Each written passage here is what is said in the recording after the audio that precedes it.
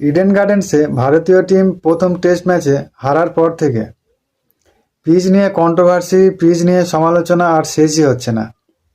আর আমাদের কোচ মহাশয় দুহাত তুলে সবার সামনে বলেই দিল যে এই পিচ তিনিই বানাতে বলেছিলেন। সৌরভ গাঙ্গুলি বারবার বারণ করার সত্ত্বেও তিনি তার কথা শোনেননি। এমনকি সৌরভ গাঙ্গুলি এটাও বলেছিলেন যে ভালো উইকেটে খেলো এবং 5 দিনের টেস্ট ম্যাচ খেলো।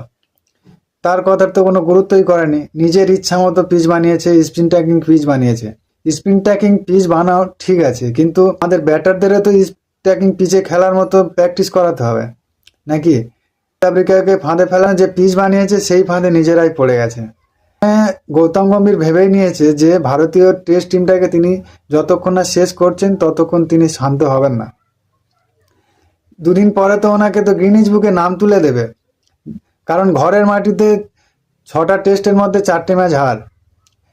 এটা গ্রিনিজ বুকে নাম উঠে যাবে দুদিন পরে, এমন কোচিং করান উনি। সব শেষে এসে সবার সামনে প্রেস কনফারেন্সে এসে বলে দিলাম আমাদের টিম ভালো পারফরমেন্স করতে পারেনি, 124 রান চেস করার দরকার ছিল, দলে কোনো সিনিয়র প্লেয়ার নেই। আরে ভাই, সিনিয়র প্লেয়ার রোহিত শর্মা, বিরাট কোহলি নাকি টিমের কালচার খারাপ করছিল, তো এখন আবার সিনিয়র প্লেয়ার কথা কেন আসছে? আর সিনিয়র প্লেয়ার নেই, রাহানে নেই, চেতেশ্বর পূজারা নেই, তাদেরকে তো তুমি চান্সই দাও না। তোমার গিল প্রিয় 3 ফরম্যাটের প্লেয়ার, তাকে প্রত্যেকটা ফরম্যাটে খেলিয়ে খেলিয়ে তার ফর্মই খারাপ করে দিলে।